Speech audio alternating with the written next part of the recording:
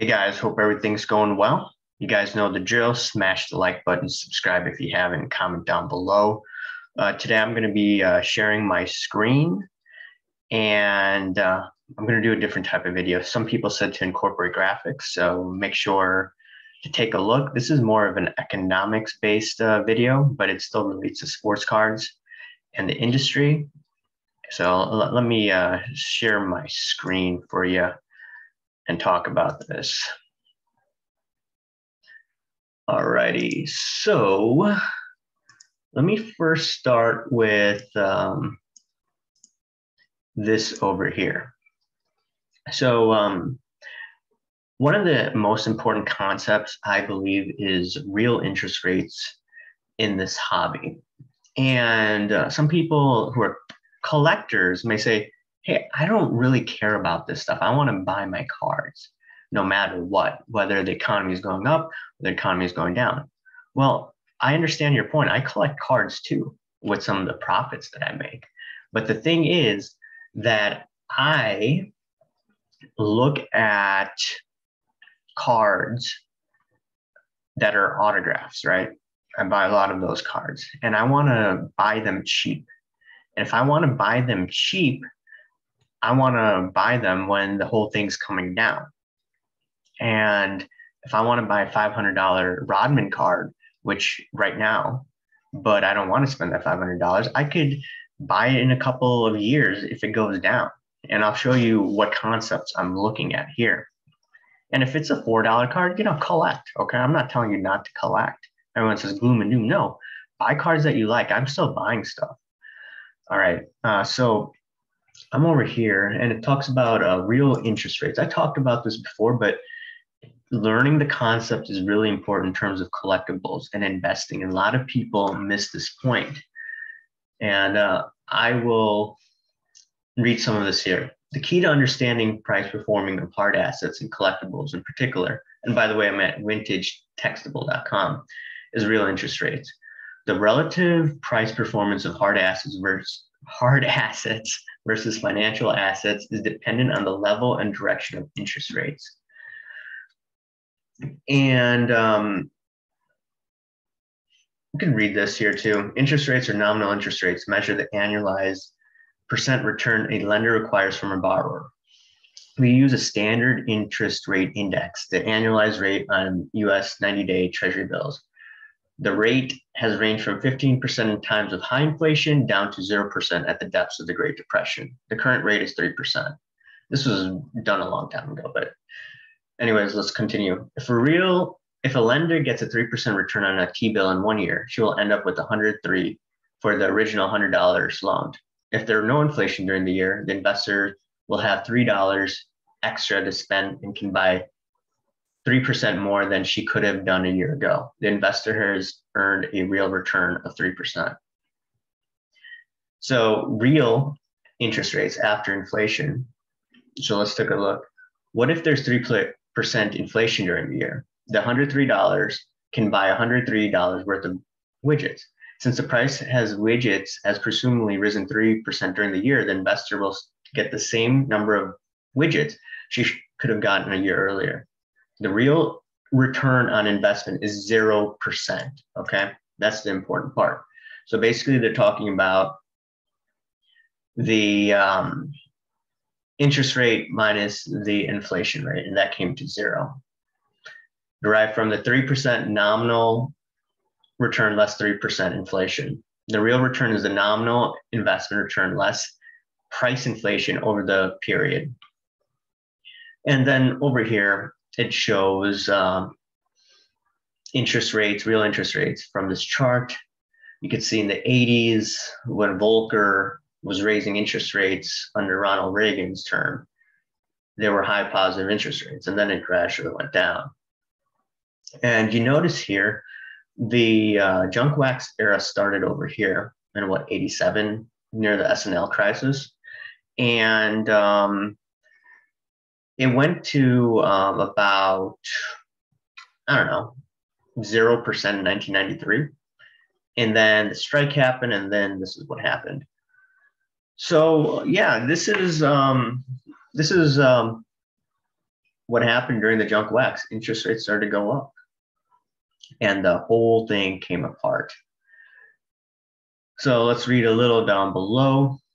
In the 1970s, however, investors in financial assets were slow on the uptake, and they paid dearly for it. The winners were investors in hard assets. These investors decided they would own widgets rather than financial assets, which represents a promise to pay in depreciated currency that will buy fewer widgets in the future. For widgets, substitute hard assets, oil, gold, collectibles, vintage clothing. And then it talks about in the 1970s, it was a great time for collectibles.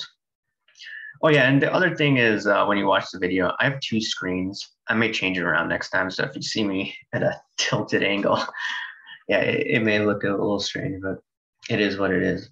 So I just wanted to give you the overview. This is the concept everyone needs to know. Like if they were just to get anything out of this video, just learn about real interest rates, do a little more homework on this.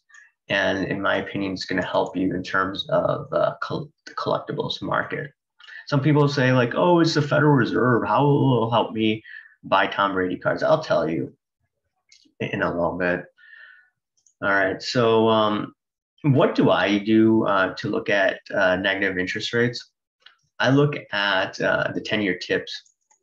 It basically looks at the 10-year yield, which is a 10-year treasury rate minus the expected inflation rate. And I told you about 2018, I bought it at a decent time. I mean, I wish I bought in 2009 when the economy was crashing or was about to recover, but I got back in here, 2018. And if you see the rates here, they're positive. So once again, that means the interest rate, 10-year interest rate was greater than the 10-year expected inflation rate. So that was about approximately 1%. So I was buying here, you had positive rates, and everything was cheaper. Jeter cards, even Brady cards you could have bought. And I was just keep buying Jeter because I knew he'd be in the Hall of Fame. Fast forward to about 2019, around here, when I was sick. This was right before the pandemic. So just because I was sick, I was still looking at cards, and I think I bought, some Tom Brady cards because I saw, hey, Jeter cards went up, Brady cards. And I was buying when still people weren't looking at sports cards as much as they are now. I bought when the rates were positive, okay? So my goal, in terms of investing aggressively, I want to buy when, it's positive interest rates. That if you look at the crash of last year, 2020, you could see the rates were positive again. Granted, not that much, but there was a discount and you could have bought.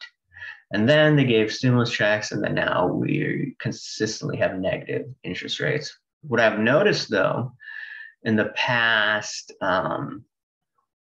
few months or past month, or you could say 2 weeks, you had negative 1.04 negative interest rate. And then now it's, I think, close to about 70 basis points, negative 70 basis points. So you could see that we're slowly heading to positive interest rates, but that could be because the 10-year interest rate is rising and expected inflation over the long period of time, not short term, is going down. So that's where we're at right now. I think as of Friday, it's negative 0.70. It says negative 0.73 if you can't see.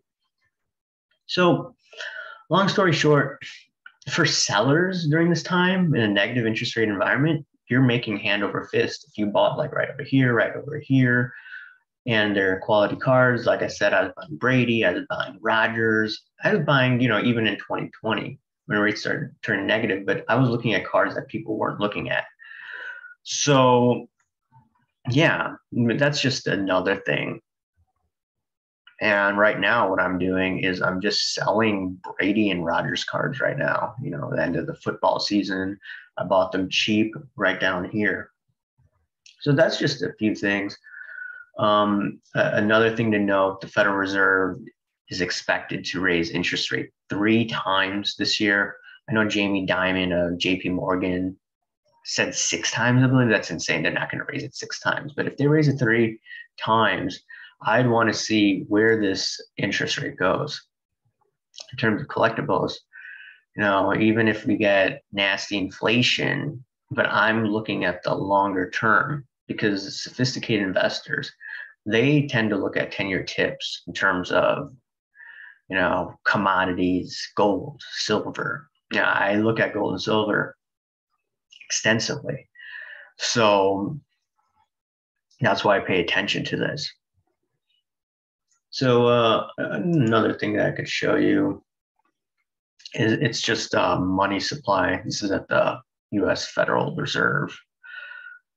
But yeah, while it loads up, it's just one thing to note is everyone definitely needs to learn these concepts if they want to be better at understanding how the collectibles market goes. Because right now there's just, I believe it's going on because of this, and why, and they're talking about investing. And, everyone definitely has an opinion, but if you're talking about investing and you're not looking at the Fed, you're not looking at negative interest rates, positive interest rates, I think this is going to be a hard learning lesson for some. Anyways, I'm just looking at this Federal Reserve chart, just money supply. You can see from 2012 to about 2020, February 2020, you see a gradual increase over time, right? And then you see this huge bump up in 2020. You see this? This is Jordan documentary came out at that time. No sports. They're giving us funny money. Really, riots were happening this time, so people wanted an escape from reality. So they were just buying up sports cards, and then it just went up. But now look at the money supply. You can see how it's going back to where it was before. It's going back to a normalized rate. So this was the pump from the Fed. And a lot of people like, hey, let's buy sports cards. Meanwhile, I was buying sports cards, starting from here. Like, what is it? October-ish, 2018.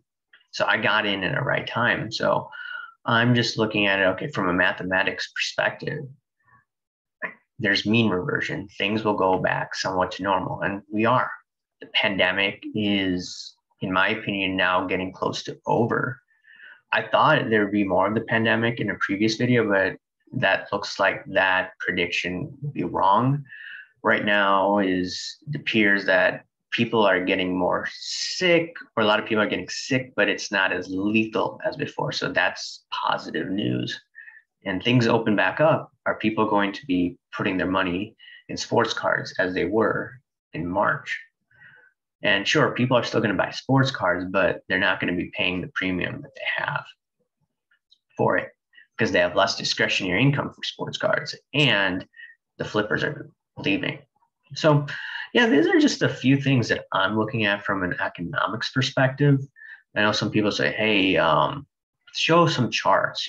This is really, this would help your videos. And I agree, because for people that don't look at this stuff, I think it's really important to get a picture, because when I'm talking, I could see this stuff in my head. I understand this because I've been looking at this stuff for a decade. For people that are just learning this stuff, if I'm in a classroom and I just learned this concept and I was watching my videos, I wouldn't completely get it.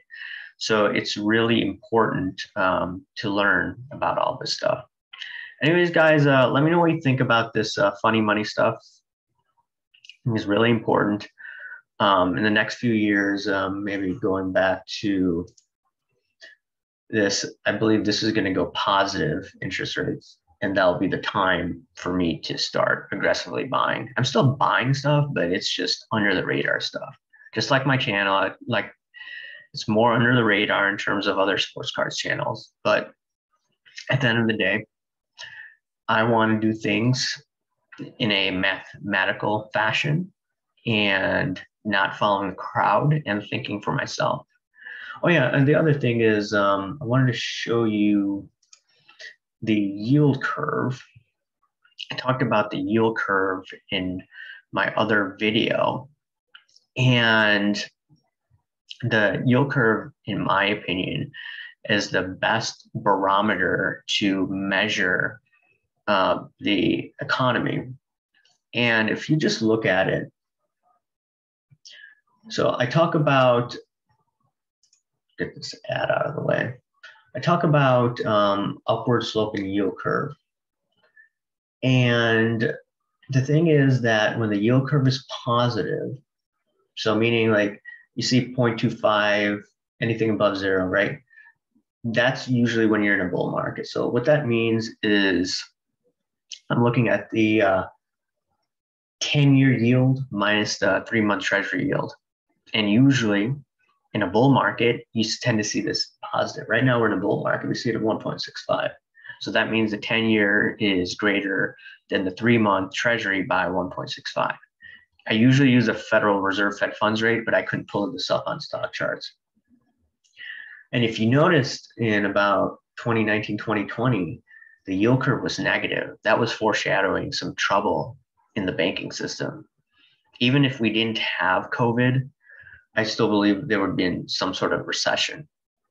There's problems, I believe, in the repo market as well. And if you want to go back to 2007, 2008, the yield was negative, starting in 2006, I believe. So it was negative. So that was foreshadowing trouble in the banking system. And if you want to go to 2000, 2001, negative rates here too. Not negative rates, but the yield curve was negative sloping. So what I expect as the Federal Reserve raises interest rates in the coming months, I expect this to come down probably around 2023, 2024. Fed's going to be aggressively raising rates, in my opinion. And then the yield will narrow. So that's going to be trouble, in my opinion, for the economy. I'm still bullish on the stock market on pullbacks. That's the caveat. You know, every time it pulls back, I am looking to buy. I'm looking for a correction in Q1, but I'm still bullish on the economy. But collectibles doesn't necessarily look at the yield curve, in my opinion, unless you're looking at the high-end cards. So, yeah. So whatever you get out of this, I think you guys need to do some research on real interest rates and collectibles, and you should try to get yourself familiar with the 10-year TIPS yield. And right now, it's heading towards the positive end.